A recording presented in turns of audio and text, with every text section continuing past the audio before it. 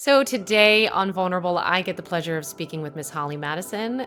Everybody knows her from The Girls Next Door as being one of Hugh Hefner's girlfriends, but she is so much more than that. And I'm very excited to get into it with her on Vulnerable today. Holly, hi, how are you? Good, how are you doing? I mean, it's really exciting to see you in real time versus either on live or on TikTok. Yeah, exactly. It's like we're onto a different world here. I know. I mean, I've enjoyed seeing your content since day one, early on into my sort of making content there on that, I'll call it a community. And Yeah. I feel like, honestly, we have a lot in common. Yeah, for sure. We were both accepted into LMU. That's for starters. Yeah, you went there?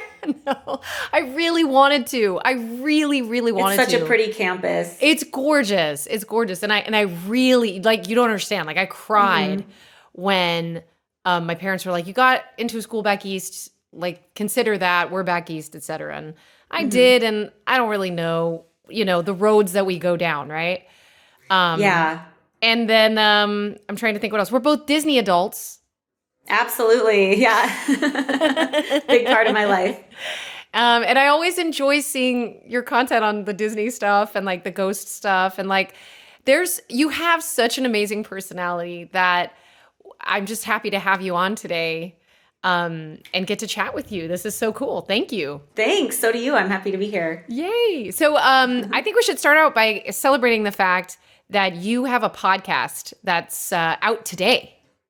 Yeah, it just launched today. It's called Girls Next Level. It's available Apple, Spotify, anywhere you get podcasts. I do it with Bridget, my co-star from Girls Next Door. It's a rewatch podcast, but we started with a bunch of prequel episodes because we both lived at the mansion for like 4 years before the show started filming. So we have to kind of storytell our way through that so everybody knows kind of where we were at mentally and emotionally by the time we start filming the show. It's kind of like essential backstory. So that's what we're starting with. I love the cat that just popped into your view frame, by the way. He's decided to be a total asshole today and just set it off in my chair. He's beautiful. He's a Bengal cat, and he'll so steal the show, okay? They need to look at us. They don't need to be thinking about the cat. So you lived at the mansion for 4 years before Girls Next Door started? Yeah, I did. Okay. I lived there as one of Hef's girlfriends, and they didn't start filming the show until 2005. Okay. Gotcha. And obviously here on Vulnerable, we really like to start at the beginning because there's just so much more to our lives than like what people know us as or like, and it's like. For sure. I find that like we go through so much that like, yes.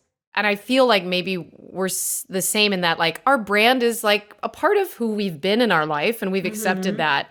But there's, again, so much more to talk about that's joyous and like you're a mom and like there's such great things to talk about that I'm really excited to talk about that stuff. So let's start at the beginning if you don't mind, if you have the time and all that. Okay. Yeah, of course. So you're from the Pacific Northwest and you're a Cullen. Can we talk about the fact that you're Yes. No, isn't that funny? I totally feel like I came out of those books in a way. It's weird. And I changed my last name when I first moved to LA when I was 19. And part of that was just to like protect my family's privacy, but also because back before Twilight, nobody could pronounce my last name, which is strange to me because it's pronounced just the way it's spelled. Right, Colin. But everybody would always say Colin or Collins or Colin. Or how do you say that? Yeah, exactly. But yeah, I grew up in Alaska until I was 10 years old. And then I lived in the Pacific Northwest after that up until college. But that's how the Cullen vampires went too. It's like they came to the Pacific Northwest from Alaska. So it's weird. Wait a minute. Is this why you look so damn good? Come on. Thanks. Yeah, it's a weird thing. I love that. That's so cool. So is Cullen like a Pacific Northwest last name? Like what is the last name? No, it wasn't common. It's like a Irish last name and it wasn't common there because like I said, nobody knew how to pronounce it. So okay. Got it. Yeah, So weird. so your family's Irish? What's your mom and dad like? They're great. They're just, great parents. They're still together. I'm actually not Irish. I always thought I was. And even back in the 2000s, I don't know if you remember this, but they used to sell these little baby tees, and they would say things like, everybody loves an Italian girl, Oh or my everybody God, loves yes! an Irish girl, or everybody loves a Mexican girl. I know Do you remember exactly the one you're talking about. And I own the and Italian girl. And I had everyone loves an Irish girl, and I would wear it on the show, and I was so proud of it.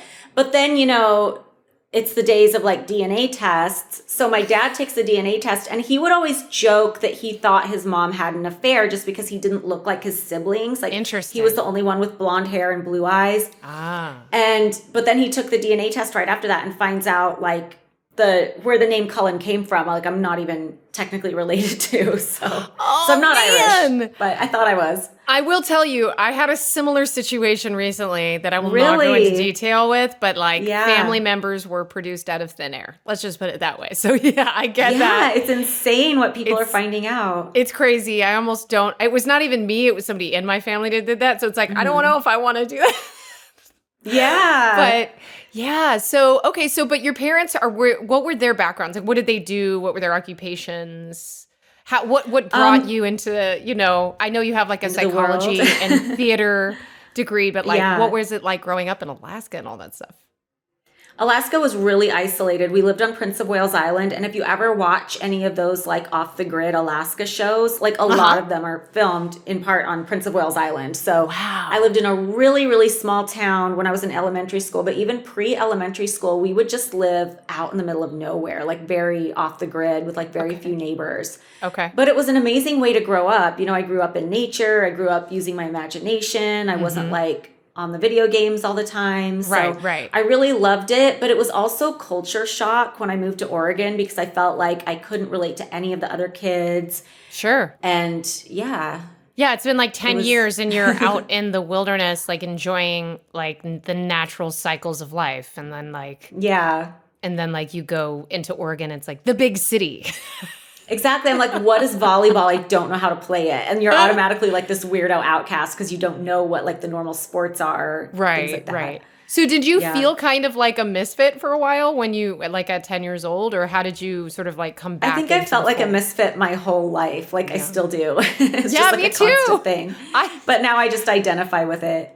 Yeah, you have to embrace it. There's enough of sure. us weirdos out there that we can actually like exist and thrive. I just love it how like through social media you can find so many other people that are just like you. Like I'm very introverted, and I feel like I see people on my For You page all the time that are talking about being introverts and things like that. But when I was a kid, it was kind of like if you were an introvert, like you weren't a good person. It was like you had to be like, right? It's like people felt like you had to be extroverted and stuff. To be a good person. Like I remember getting yelled at by one of my teachers for being nonverbal, and it's just like awareness wasn't what it is now. Yeah, I mean the focus on mental health obviously wasn't there. I mean, but the traumas that we inevitably went through, especially in the entertainment industry, like, and just all of the stuff that goes through there. I personally am trying to advocate for some change in that regard with child actors, but I mean it goes across. It goes across the board. I mean, and even a little off topic here is that they now have intimacy coordinators on certain sets. I think like Euphoria and like certain, like a lot of sets. That's smart. I think it's more common now than before. I mean, there's definitely mental health in general, though, overall is not a dirty word concept. Like we can talk about mental health now more than before. Yeah, I love that. It's so amazing. Yeah. And I feel like TikTok's definitely opened up a lot of people's minds to it, to that experience as well. But I think so too. So many people are just open about sharing, and it's so helpful to other people. Yeah, you're not a freak like for having a feeling and a thought and an experience. Yeah, man. I mean, growing up in the 90s was not easy. I mean, I get that. There was bullying was like, I think most people, even if they were considered cool still had a bully. Like everyone was bullied by somebody. Oh, probably. Yeah, it was like a circle jerk of bullying. Like Yeah, there it's was just just, circle jerk it of comes from assholes. somewhere, even if you're like the cool kid. Exactly. Because they had a big sister that was just a dick to them, you know? For sure. Okay. So when did you get cool? Because I thought you were so cool, and I still think you're so cool. But like, what was Oh, like you're high so sweet. school? Thank you. What was high school like for you? Did you start to like come into your just understanding your body, or like what was that like? Did that not happen then? I got a little more confidence because I made the cheerleading squad, and I wasn't Interesting. necessarily like the typical cheerleader. Like I was really into like, you know, grunge music and Yeah. just dressing, you know, what everybody thought was weird. I didn't dress like the other kids, so that was like a big deal back then. No one would care now, but Yeah. and I felt like my senior year, there was a group of girls who really embraced me. And, I felt like I really had a community by the time I was a senior, like last minute. So I got a little more confidence from that. But I don't know. I don't think I was ever really truly confident until recently. I love that. And I want to Yeah. get to that too, because I feel similar in that once I had kids, I mean, obviously the whole postpartum experience really throws you for a loop. But I do Yeah. feel like, yes, like true confidence is truly not giving a fuck. And it's Yeah. not just like out of survival. It's more or less like, Mhm. this is me. This is how I exist and take up space. Yeah, Um, exactly. yeah, big time. So, okay. So then before LMU though, you went to school in Portland, right? Yeah, I went to Portland State University for 2 years before I transferred. Okay. And it's an interesting campus. They don't have really, or when I went there, they didn't really have like a typical like college social life. It's a lot of older students, a lot of graduate students. Interesting. And it's right in the middle of the city. It's downtown. So, but it was perfect for me because I really just wanted to focus on getting good grades so I could transfer to a California school because my goal was to move to LA and I didn't have the money or the connections really to make it happen. So my way was through school. Got it. You don't have any siblings, right? I do. I have two younger siblings. Oh, yay. Okay. Are they Yeah. still up there in the like Pacific? Yeah. Yeah. Yeah, my Do you whole get- family's still like Oregon life. I mean, I love it up there. Honestly, I do think there's something so magical about it up there. The Cullens up there. I Yeah, love it's it. very pretty. I love that you are a Cullen. You don't even know I'm such a I know. twihard. No, it's so weird. Yeah. You're into Twilight too, though, aren't you? Or is it mostly Harry Potter and More Harry Potter, but Yeah. I do have a fondness for Twilight. Okay, How yeah, could I I'm not? same. Yeah. I think our nerddoms somehow match up in some regards. So I have a friend actually who moved to Forks, Washington. And Stop I was it. like, you've got to be kidding. And she would send me like little photos and videos of like all the touristy Twilight stuff they have there. And Yeah. I really want to go visit. I think it would be so that interesting. is fun. That sounds like a fun Yeah. either Halloween or a Valentine's, like a very goth like Halloween. or Yeah, a little Valentine's. road trip. Yes, I love that. Okay, so then LMU, had you been like saving up money or like, because LMU is a private school and it's very expensive. It is. Yeah, I got scholarships. Like some of Okay. it I paid, some of it was scholarships. And I Okay. didn't end up staying very long. I dropped out because I was like, I want to pursue like show business and I have to do that while I'm young. So I'm just going to take a chance and do that. I can always go back to college. Got I it. never ended up going back to college. Like I've gone to college, I've gone to school for other things. I went to school for real estate investment, but I didn't go back to finish my degree. But I mean, it's you're fine. literally a New York Times best-selling author. So I don't think college is necessarily like we can still Yeah. accomplish so many goals like by even without college. I feel like people think that you need college, but it is really so expensive, isn't it? Like It really is. I feel like unless you're going for a specific profession, it's really a luxury. It's like if you can afford to be there while you're kind of figuring out what you want to do and learn a few things in the process, it's a luxury because it's so expensive. 100%. I got my BFA and I got it over 12 years because I kept leaving. Oh, wow. That's awesome. I kept Yeah. leaving and coming back for work, professional work, and they allowed me to do all that. And it took forever. But by the time I went back at like, how old was I? 26, 27, I really was ready to learn. So like for me, and I took everything pass fail because I just wanted to like barrel through like a bunch of credits in 1 year. Yeah. And it was a safe place for me to be, you know, like out of LA's Mm-hmm. like creepy reach.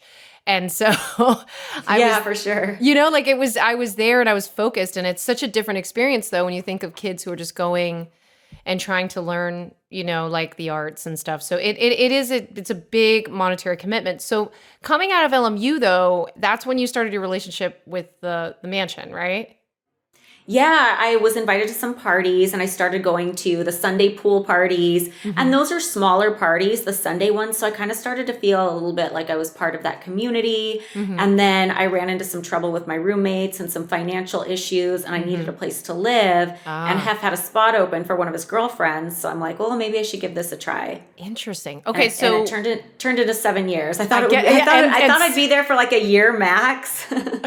and so much more has it turned into as well. And Yeah. but like, do you remember meeting Hef for the first time? What was that like? I do. I met him for the first time at the first party I was invited to, and I just went up to his table and said, "Thanks for inviting me." Hmm. And he says hi to people all night long. So he's just Hmm. like kind of shaking hands, like, "Oh, you're welcome," you know. Yeah. But he just seemed kind of vacant, I guess. It didn't really make much of an impression. I was just like saying hi to because you might as well, and thanks for Yeah. inviting me. You were being nice. And also, I mean, to a Yeah, certain degree, you're there to network. You know, I mean, like if you're interested yeah. in the industry. I mean, what was your initial like, because I remember my first Playboy Mansion party. I'll never forget it, you know? Which one was It it? might have been like Midsummer Nights or something like that. Yeah. Yeah. And now, I mean, is the house even it's still there, but did somebody purchase it? What happened to it? Yeah, somebody bought it. I don't know what his plans are with it, but they've been doing huge renovations. Like every once in a while, you'll see something on TMZ, like an aerial shot of like all the crazy renovations and like all Oh the man. digging in the backyard. Let's So just hope it's I'm not really, Andrew Tate. oh God, I know. No, The I know who it is. evilest It's not man in the him. world. Yeah, no, it's not him. But yeah, I'm really curious to see what they do with the property. It's such a beautiful property. Yeah, no, absolutely. It is a beautiful property. I mean, you know, the stories that that place could tell, right? I But know. so then that's amazing. Okay, so then you're there, you're living there. Obviously, you made some really good friendships. And I'm sure like you've been pretty open about the situation with Hef, and I'm sure on your Hmm. podcast you're talking a lot more about that. But I don't want to like what I like about Vulnerable is that we're more or less like a safer space for people to come and just chat. And I don't want you to Yeah. feel as though like I'm gonna grill you because I don't want Oh to. yeah, I no, like, I'm open to talking about anything. We've done a few podcasts for promo and just like releasing the first two. So I'm just feeling very anything goes right now. oh wow.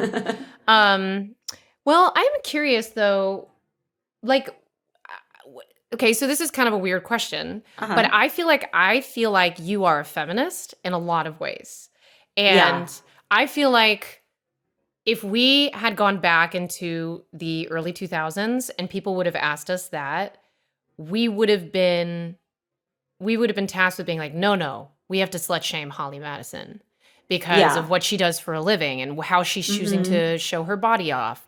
Yeah. But it's almost like you were at the forefront of body positivity without it being acceptable.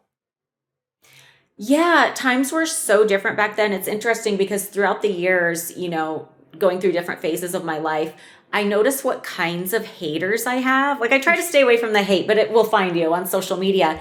And in the beginning, when I first got into the public eye on Girls Next Door, my haters were almost all women. It was just, I think women had the attitude back then that if you were using your body or your sexual appeal or anything to make money, that you were somehow like cheating at life and like making it worse for everybody else when really you're not affecting anybody else. But I think that was kind of the feeling, you Yeah, know? that's super accurate. That's super duper accurate. You were either back then it was either you had bleach blonde hair or you had like jet black hair. You remember that whole phase? Hmm.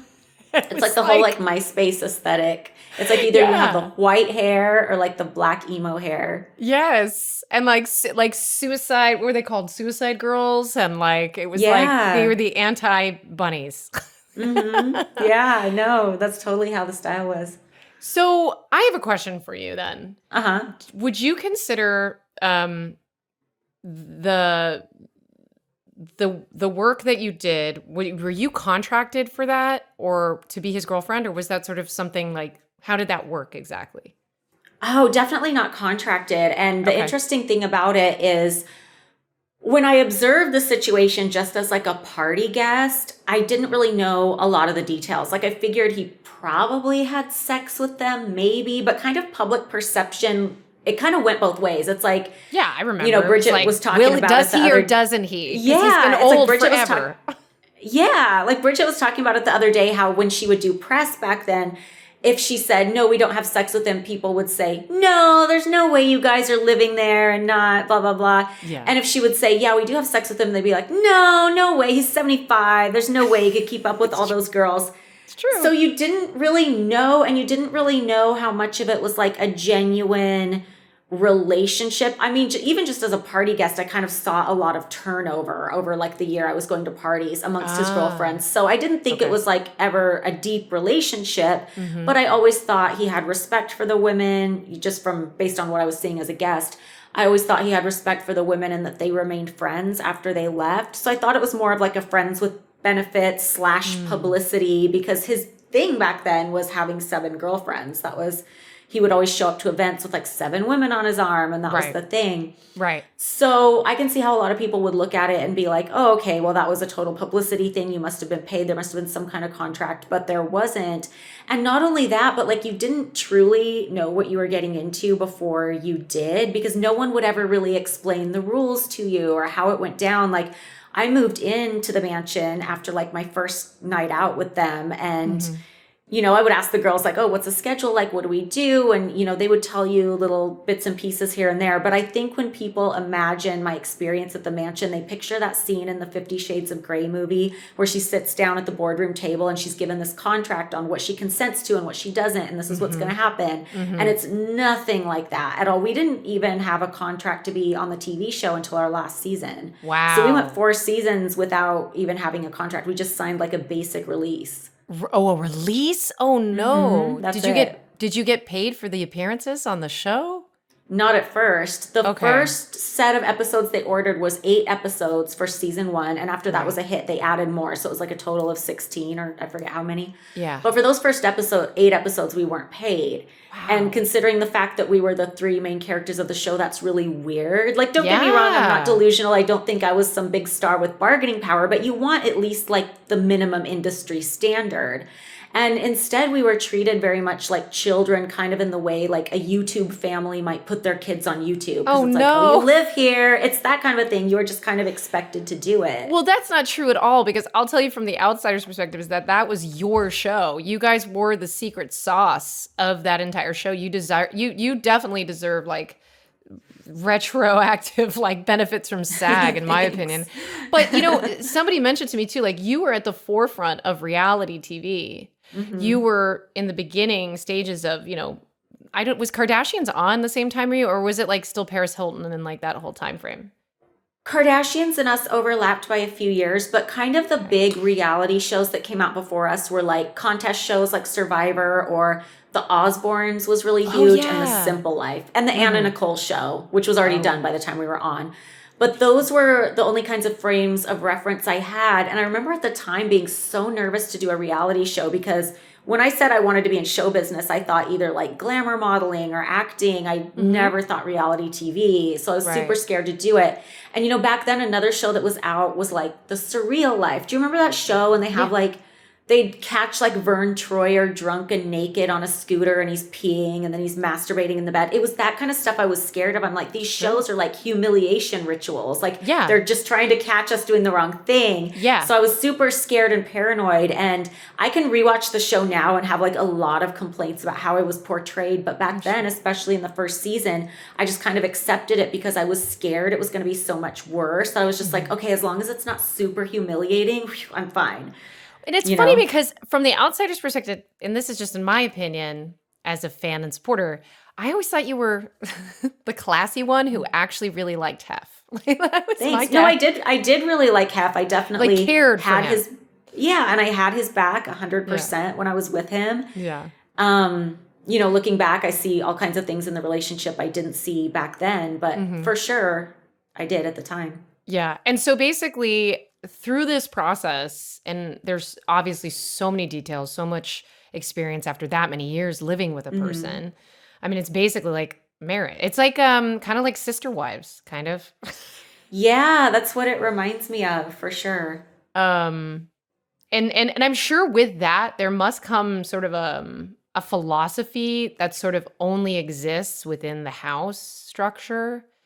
And Yeah, I so think that's why it was so easy for me to overlook red flags and bad behavior in the relationship, is because obviously I knew getting into that situation that this is a really unique situation. right. You know, it in so many ways that nothing's going to be as expected, but Mhm. when I started encountering things that are very real red flags in like a narcissistic, verbally abusive, emotionally abusive relationship, Mm. I would overlook those because I was just so, the situation was just so weird. Like I'm dealing with someone so much older than me who's so much more famous and has so much more money. And then it's like this weird like thing where he has other girlfriends. So it's like you're dealing with all that. And it's almost like the things that really chip away at you emotionally, those almost got more overlooked and like pushed under the rug at the time just because the whole situation was so weird. If that makes, I don't know if I'm explaining that well, I but if think that it makes makes any perfect sense. sense. I mean, the whole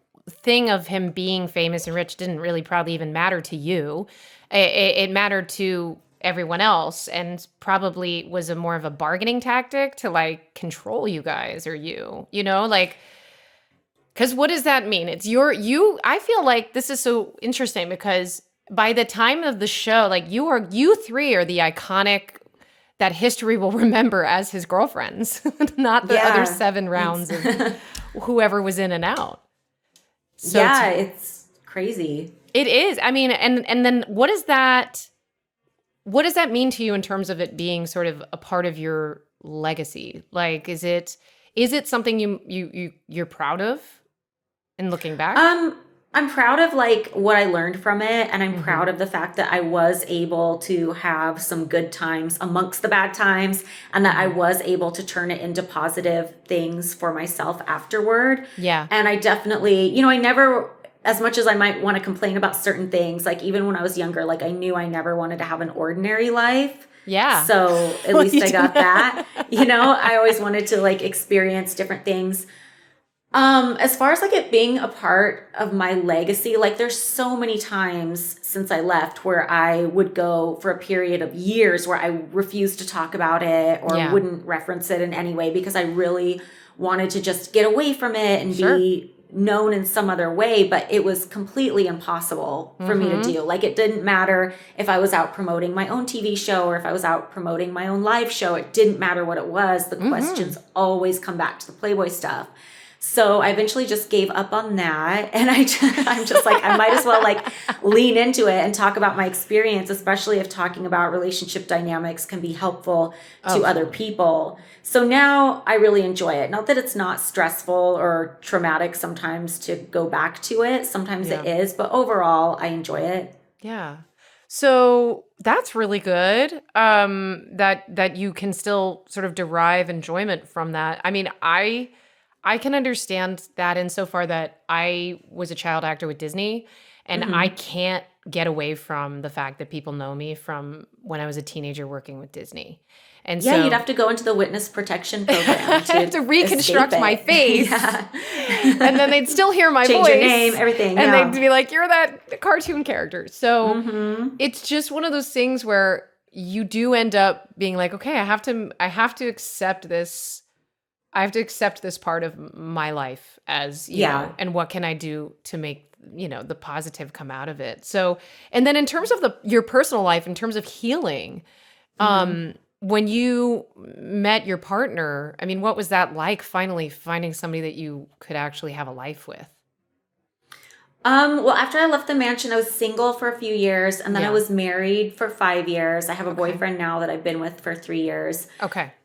And I'm not going to lie, it wasn't always easy with dating and Mhm. stuff because I would have guys who, because, I was still doing TV shows and things like Yeah. that, Yeah. they would be attracted to me or want to date me because of that or like to, have another notch on their belt or whatever. Gross. But then like they wouldn't they would always say things like they wouldn't want to be with a girl who had been in Playboy. I'm like, well, Gross. why did you date me in the first place? Like, Yeah. things like that. So it's not always easy because sometimes when you come across insecure guys, they will really have a problem with your past, even though they knew everything about it going into the relationship. So that was kind of tricky, but I think it just comes down to meeting somebody who's more mature than that and somebody who's not insecure and not threatened by that kind of thing and understands it because maybe they've been through some similar things, even if it's just like being on TV or having to deal with random haters and stuff like that. Yeah. Yeah, absolutely. Yeah. I mean, dating in LA is the worst. Am I right? It is. And also, like, I was in Vegas a lot too, and that's not any better. Oh, yeah. I wonder if people say that about every city, though. I've always wondered that. Yeah, a lot of people say that every city sucks for dating, but Yeah. I think Denver was actually voted like the best place to be single, I think. Oh, interesting. Which is really interesting to me. And I'm like, okay. Yeah. Yeah, I was just curious, is there any city where the women don't say that? Yeah, I know. And women even say that New York City is the worst too for dating. And it's like, but LA, I'm going to say, and Vegas, I'd say would take the cake of being the worst places to date next to maybe Utah.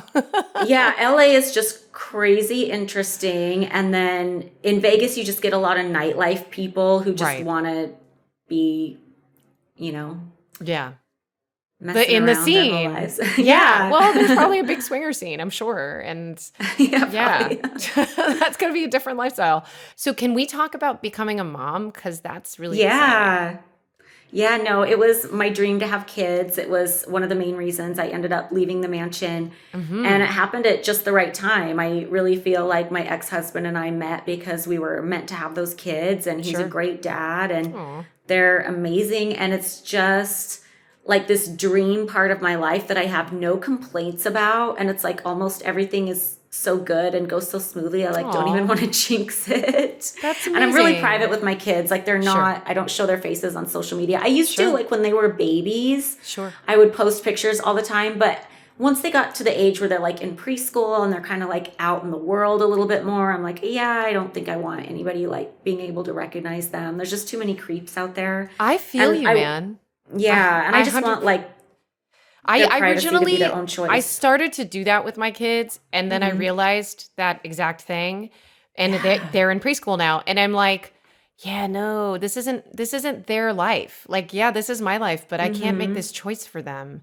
And it's just, I don't even want them, even if they're not aware of it because they're not on social media, I don't even want like their image exposed to that bad energy that exists out there. Yeah. And you know what's crazy? Like I go so far out of my way to keep them out of the public eye. And not long ago, one of the weekly tabloid magazines published a picture of me and my kids, which was taken, I was completely unaware of it. It must have been somebody with an iPhone taking the picture.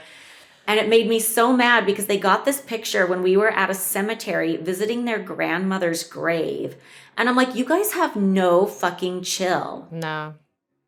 Like, I feel like it should be illegal to publish a picture of a minor without their parents' permission. I just think it's really messed up. It's putting them possibly in the way of danger. Like, they don't know what kind of creeps I have to deal with online. Oh, I 100%. And I know that, like, what's her name?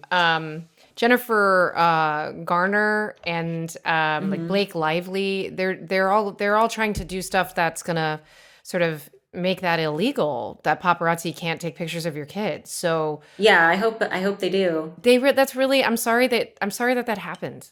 That's really not. Thanks. Yeah, it makes you feel so out of control because I try so hard to keep them private, and I'm just like, oh, okay, the picture was taken. I didn't even know. Yeah. Do you ever feel like you just want to kick the shit out of people? Like, do you ever get angry? Because like you're so sweet. Thanks. No, I do sometimes. I do. Like, not long ago, I had like a paparazzi like follow me to my house, and it was really creepy. So I went up to his car and like flipped him off, and probably would have yelled at him if he hadn't driven away. That's not your like natural state. I mean, you're a pretty elevated human being. You're pretty chill, and thanks. That's what and makes it's just dumb because it was happening during a time where I wasn't even like out promoting anything. Like if I ran into a photographer today, I'd be like, okay, well, I've been promoting this podcast, fair game, whatever. Not that I think my kids should ever be photographed.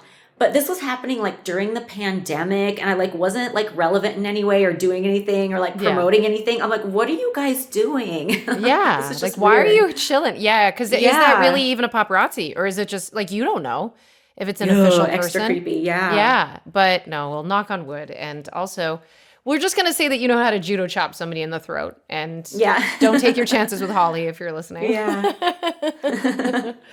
Yeah, I mean, I feel you on so many levels, and I'm just curious about in terms of like goal setting and like you've been able to accomplish these two amazing books. And if you guys haven't, Thanks. read them, please do. Down the Rabbit Hole made you a New York Times bestseller. Yeah. I was so excited. What was that like to like share your experience and then have it validated in that way?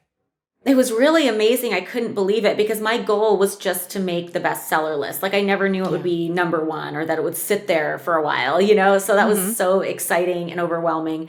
It was a really stressful week of doing press just Mm-hmm. because when the book came out, I got a lot of backlash for it. Mm-hmm. But I'm grateful for the whole experience because it made it as successful as it was and got the Right. story out. Right. I mean, you have to, like you said, like when you're out promoting something, you have to find ways of getting it out there.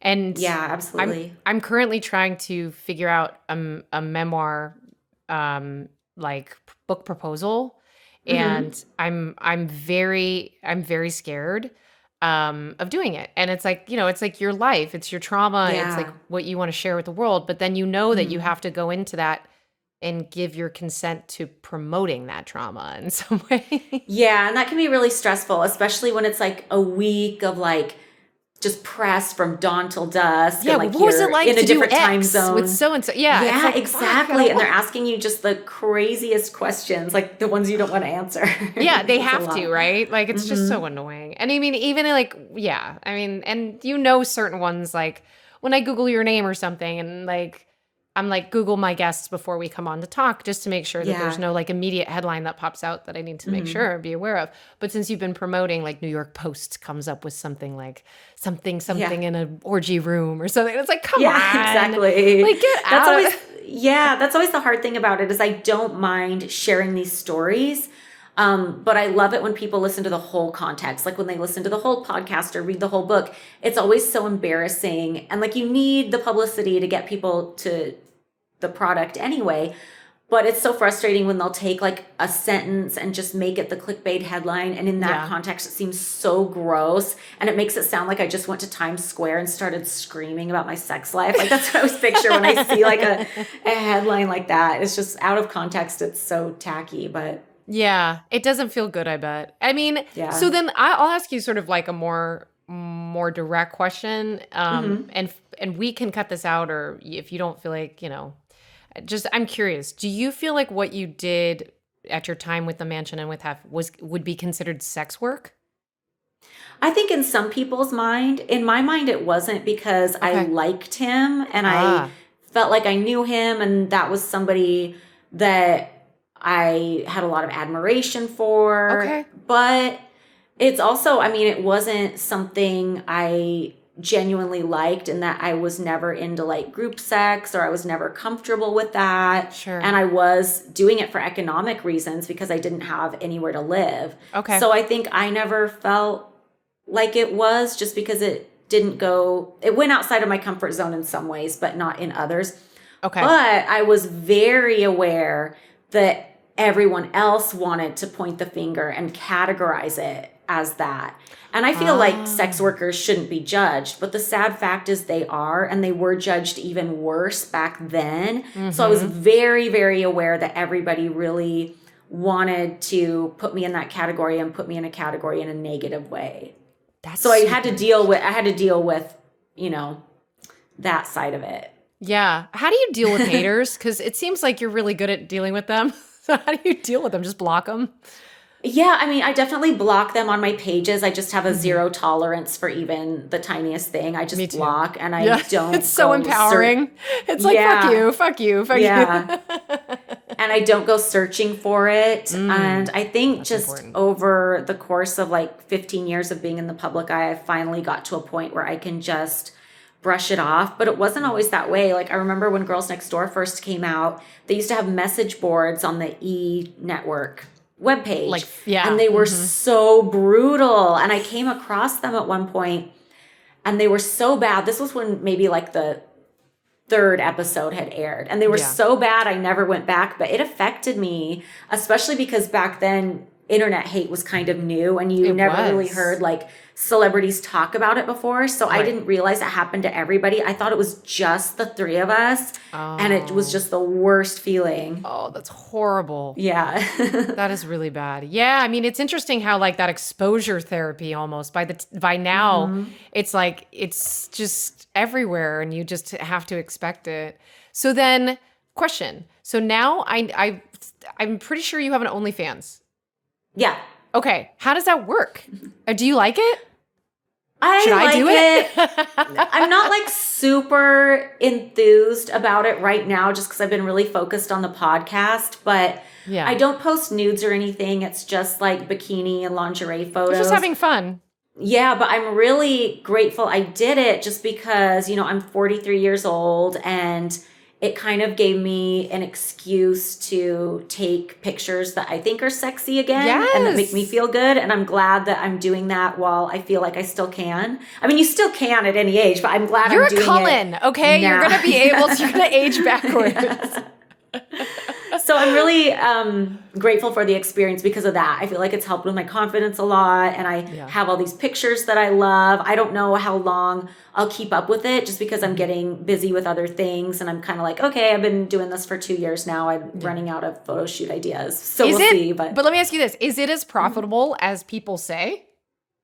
Well, for me, I'm not doing nude content, so it would probably be a lot more profitable if I was. But it's a good side hustle. I will tell you that. Okay, good. That's interesting. Yeah. I'm just really interested. I mean, these are questions I don't know. Advice. Yeah, advice I would give to people out there if they're thinking about starting an OnlyFans. Consider the type of content you want to do and also consider the fact that if you don't already have some kind of a following on social media, it might be difficult to get a following on OnlyFans because it's easy to see all these people come on and be like, oh my God, I made $1 million in a month. But those are people who already have huge followings. Right. So if nudity or any kind of like on-camera sex work is something that might be out of your comfort zone, I wouldn't go into it lightly just because you're not guaranteed that you're going to do well necessarily. Yeah. You kind of have to. I mean, for me, it's a nice little side hustle, but I already have like a following online. I mean, you've had, you have like the TikTok and then you also have, you've had your website and your blog and like your show. I mean, it's very different for somebody I don't know how easy it would be to build if you don't already have like a social media following. I actually met a mom who's a body positive, beautiful woman. She's like, I have the biggest set of natural breasts in Texas, kind of thing.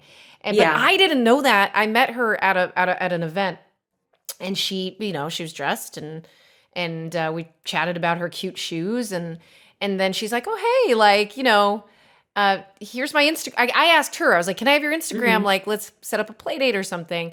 And then she turns out she lives in my neighborhood, and I'm always up for like fun mom friends, like I want good vibes.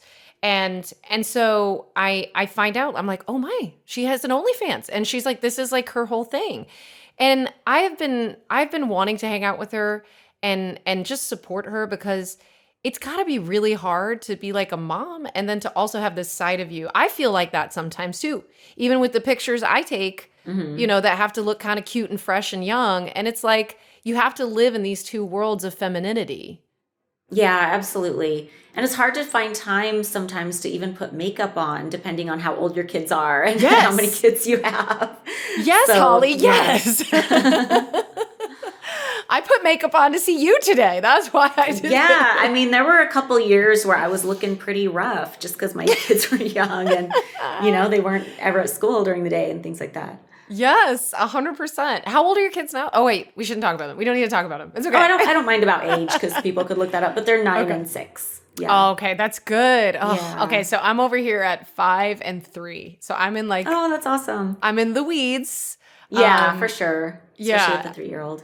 Yes, especially with the 3-year-old with the potty Once training. they're both in school, it'll get a little bit easier. They are. They're both in school, thank God. Oh, they're both okay, so preschool. Yes. But it's also making it hard to like travel for work and like, I want to just be with them because the time goes by fast, and like you said, absolutely.